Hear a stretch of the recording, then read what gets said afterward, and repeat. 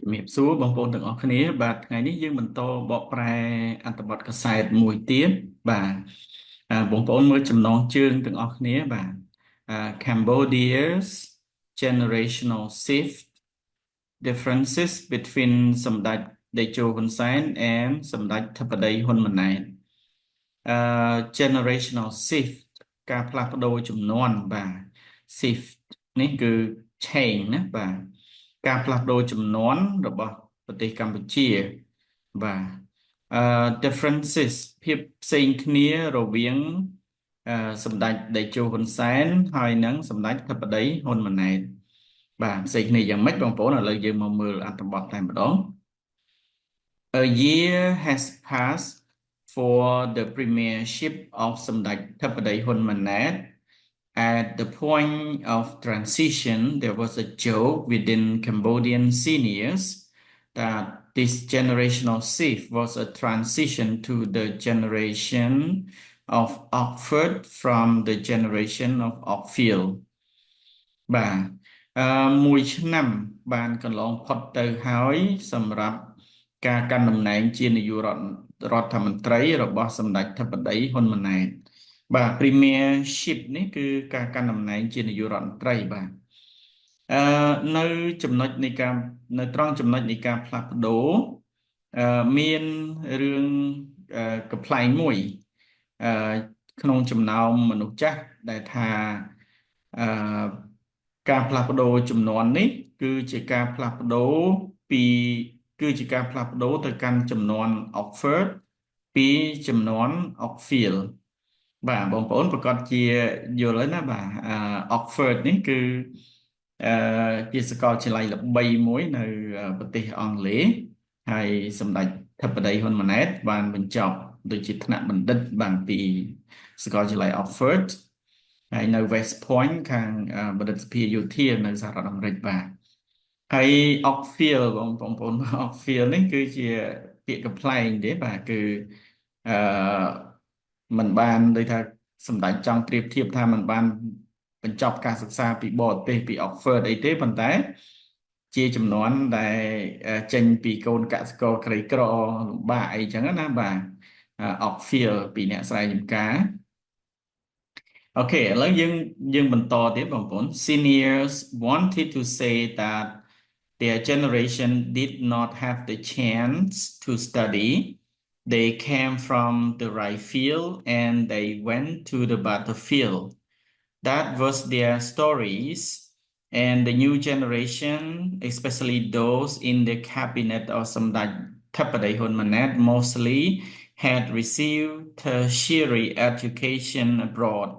and speak at least one foreign language. បាទនេះគឺជាការបញ្យល់អត្ថន័យដែលកំ pl ែងតាក់ទងទៅនឹង Oxford ហើយនិង Oxfield ណាបងប្អូនsenior ណាចំនួនមនុស្សចាស់ហ្នឹងមនុស្សចាស់ចង់និយាយថាចំនួនរបស់ពួកគាត់ហ្នឹងมันមាន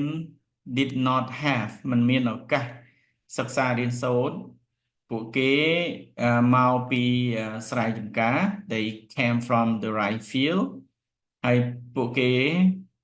ចូលទៅសមរភូមិអញ្ចឹងអត់មានឱកាសរៀនមកពីស្រែចម្ការហើយទៅកាន់សមរភូមិ they went to the battlefield that was their story នោះគឺជារឿងរ៉ាវរបស់ពួកគាត់បាទរបស់ពួកគេគឺសំដៅយក senior មនុស្សចាស់ and the new generation មនុស្សចំនួនថ្មីឬក៏យើងហៅថាអ្នកចំនួនក្រោយ especially those in the cabinet of សម្ដេចធិបតីហ៊ុនម៉ាណែតពិសេសអ្នកទាំងឡាយណាដែលនៅក្នុងគណៈរដ្ឋមន្ត្រីរបស់សម្ដេចធិបតីហ៊ុនម៉ាណែត mostly had received mostly ភាគច្រើនបានទទួលtertiary education ការអប់រំនៅឧត្តមសិក្សាពីក្រៅប្រទេសបាទ tertiary education នេះគឺការអប់រំឧត្តមសិក្សាបាទនេះស្មើពាក្យ higher education អាចជាបញ្ញាបត្រអនុបណ្ឌិតឬក៏បណ្ឌិតថ្នាក់បណ្ឌិតបាទ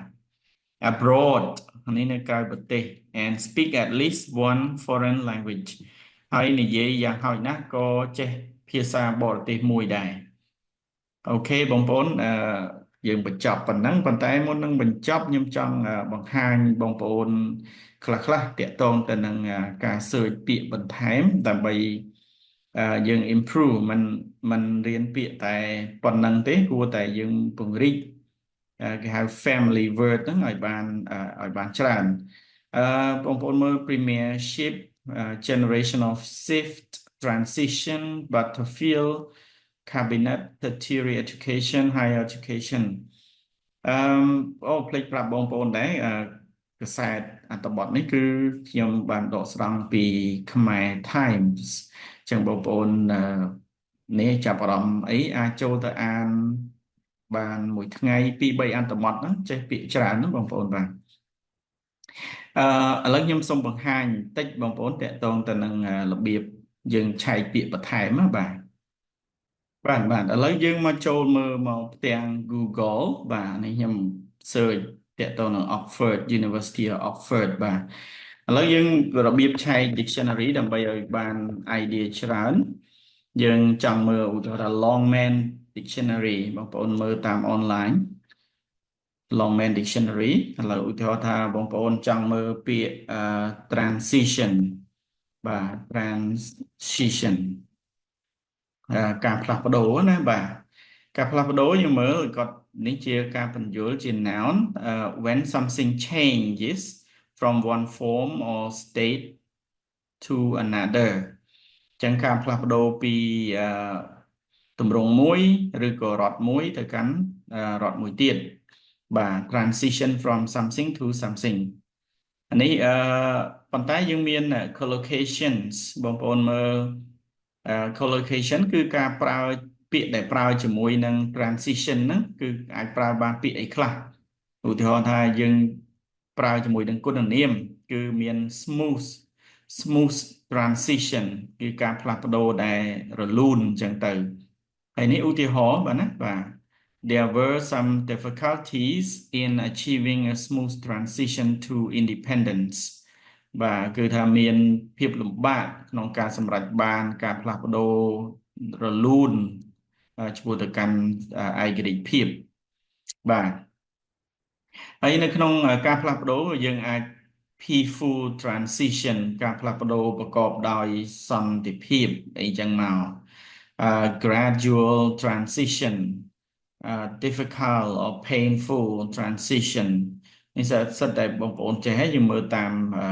ឧទាហរណ៍ហ្នឹងណាបាទណាហើយក៏យើងអាចប្រើជា clear កិរិយាសព្ទដែរឧទាហរណ៍ make the transition ធ្វើការផ្លាស់ប្ដូរបាទមានច្រើនបងប្អូនអាចពង្រីកនៅពាក្យយើងមិនចេះតែមួយទេតែយើងមើលឲ្យបានច្រើនឥឡូវបងប្អូនឧទាហរណ៍ថាបងប្អូនចង់មើលពាក្យ tertiary education ឃើញពាក្យហ្នឹងយើងមិនមែនអានtertiary ទេបាទគឺ tertiary បាទ tertiary education tertiary education យើងមើល education at a college university អញ្ចឹងប្រកាសជារៀននៅមហាវិទ្យាល័យឬសាកលវិទ្យាល័យអញ្ចឹងគេដាក់ synonym higher education អញ្ចឹងយើងឃើញពាក្យ higher education យើងអាចយល់បានភ្លាមបាទហើយបងប្អូនអាចឆ្ងល់ថាអីពាក្យនេះយើងអាចស្ដាប់បានបាទ tertiary education ឃើញណាវាមាន intonation ច្បាស់លាស់អញ្ចឹងបង្ហាញបងប្អូនប៉ុណ្ណឹងហើយខ្ញុំបងប្អូនចង់មើល Longman Dictionary ឬក៏ Oxford Dictionary បងប្អូនវាយនៅក្នុង Google ទៅហើយយើងអាចឆែកមើលបានផ្ដល់នៅសេចក្តីលម្អិតពឹស្ដារច្រើនហើយបងប្អូនអាចជាមានឧទាហរណ៍គេបង្កើតឧទាហរណ៍ឲ្យនៅក្នុងហ្នឹងហើយកុំភ្លេចបន្ទាប់មកគឺត្រូវតែមានឧទាហរណ៍រៀនទៅសេឧទាហរណ៍ដោយខ្លួនឯងពេលហ្នឹងគឺយើងអាចចាំបានតែម្ដងបាទហើយសូមអរគុណច្រើនហើយសូមបងប្អូនជួយ subscribe ផងបាទបងប្អូនដែលមិនទាន់បានជួយ subscribe ហើយអរគុណទុកជាមុនបាទ